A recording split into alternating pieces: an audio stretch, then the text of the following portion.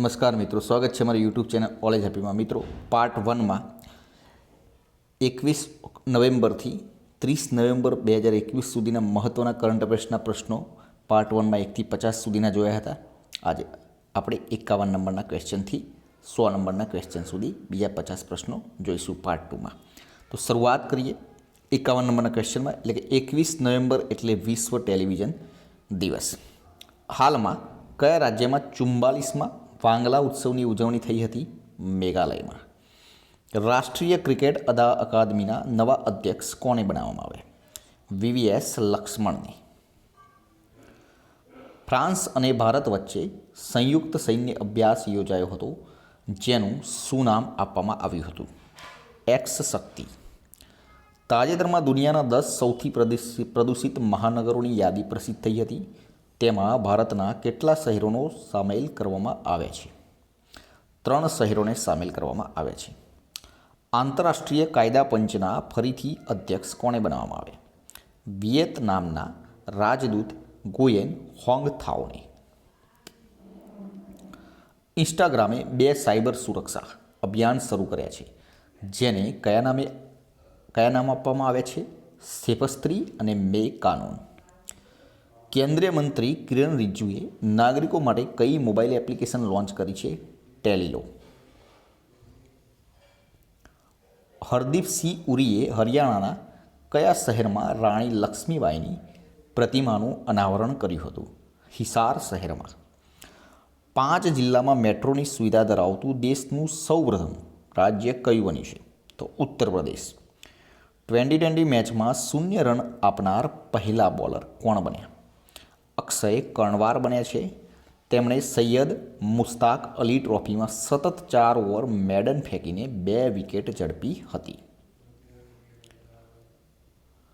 અને હા મિત્રો, જો તમે આની PDF લેવા માગતા હોય તો ડિસ્ક્રિપ્શનમાં ટેલિગ્રામ ચેનલ લિંક આપેલી છે, જ્યાંથી જોડાઈ જજો. તમને આગળના પાર્ટ 1ના 50 પ્રશ્નો અને આના 50 પ્રશ્નો, એટલે કે ટોટલ 100 પ્રશ્નોની PDF તમને મળી જશે. 14 નવેમ્બર એટલે વિશ્વ મધુપ્રમેહ દિવસ. સલમાન ખુરશીદ તેમના કયા નવા પુસ્તકને લઈને વિવાદમાં ફસાયા છે? Sunrise over Ayodhya. નીતિ આયોગનો પોવર્ટી ઇન્ડેક્સ મુજબ ગુજરાતમાં 18% લોકો ગરીબી સાથે દેશમાં કેટલામાં ક્રમે છે? 13મા ક્રમે છે.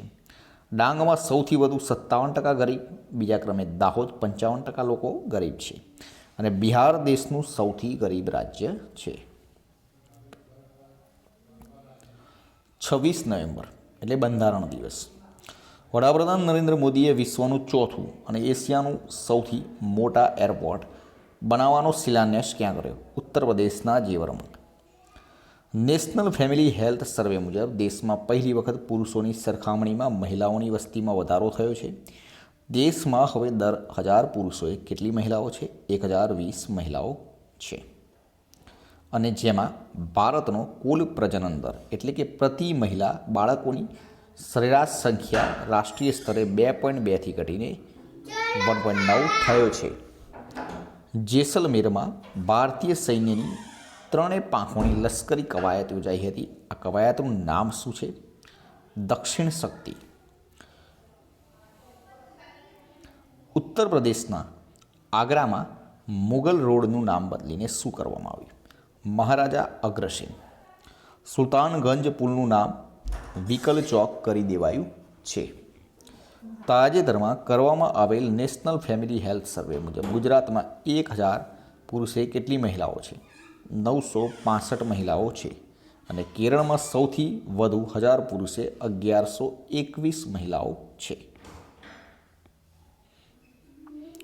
ભારતીય વાયુસેનામાં ફ્રાન્સના 2 મિરાજ 2000 લડાકુ વિમાન સામેલ કરવામાં આવ્યા. અંગ પ્રત્યારોપણમાં ભારત વિશ્વમાં કેટલામાં સ્થાને છે? 3જા ક્રમે છે. પહેલા ક્રમે અમેરિકા છે અને જ્યારે બીજા ક્રમે ચીન છે. દક્ષિણ આફ્રિકામાં મળેલો કોરોનાનો નવો વેરિયન્ટ ઓમિક્રોન B1.1529. ભારત અને બાંગ્લાદેશ વચ્ચે મેઘાલયમાં સૈન્ય અભ્યાસ યોજાયો હતો, જેનું શીર્ષક શું હતું? સંપ્રતિ. બાંગ્લાદેશે પોતાનું સોશિયલ મીડિયા પ્લેટફોર્મ બનાવવાની ઘોષણા કરી છે, જેનું શીર્ષક શું છે? જોગ જોગ. દુનિયાનું સૌથી લાંબુ પ્લેટફોર્મ ક્યાં બાંધવામાં આવી રહ્યું છે? હુબલી ખાતે. કર્ણાટકના શિમોગા જિલ્લાના કયા ગામમાં આજની તારીખે પણ સંસ્કૃત ભાષામાં જ વાતચીત કરવામાં આવે છે, જે આ પ્રકારનું દુનિયાનું એકમાત્ર ગામ છે? મટુર ગામ. કયા રાજ્યમાં ભગવાન બિરસા મુંડા સ્મૃતિ ઉદ્યાન અને સ્વતંત્રતા સેનાની મ્યુઝિયમનું ઉદ્ઘાટન કરવામાં આવ્યું? ઝારખંડમાં. ઝારખંડની કઈ આર્ટને જીઆઈ ટેગ આપવામાં આવી છે? સોહરાઈ અને કોહબર. ડેબ્યુ ટેસ્ટ મેચમાં સદી અને અડધી સદી ફટકારનાર પ્રથમ ભારતીય કોણ બને છે? Shreyas Iyer. Air quality index મુજબ દેશનું સૌથી પ્રદૂષિત શહેર કયું છે? હરિયાણાનું ફરીદાબાદ. દિલ્હી બીજા ક્રમે. ટોચના 10 ગામમાં હરિયાણાના 5 અને ઉત્તર પ્રદેશના 3 શહેરનો સમાવેશ થાય છે. કયા રાજ્યમાં વિશ્વનો સૌથી ઊંચો રેલવે બ્રિજ બની રહ્યો છે? મણિપુરમાં. જે બ્રિજ છે 141 મીટર ઊંચો છે. 111 કિમી લાંબા જીરીબામ ઇમ્ફાલ રેલવે યોજના હેઠળ છે.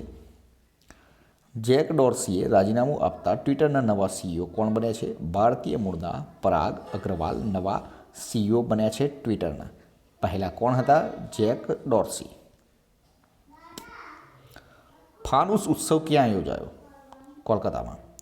મરિયમ વેબસ્ટરના શબ્દકોશ મુજબ 2021નો વર્ડ ઓફ ધ યર્સ કયો શબ્દ બન્યો છે? વેક્સિન. ગયા વર્ષનો શબ્દ હતો પેન્ડેમિક એટલે કે રોગચાળો હતો. 26 નવેમ્બર એટલે રાષ્ટ્રીય દૂધ દિવસ. રાષ્ટ્રીય નેત્રહીન ક્રિકેટ ટુર્નામેન્ટમાં કયા રાજ્યની ટીમ વિજેતા બની છે? આંધ્રપ્રદેશ. તાજેતરમાં મરૂફ રઝાનું નવું પુસ્તક પ્રકાશિત થયું છે, જેનું શીર્ષક શું છે? Contested lands India China and the boundary disputes.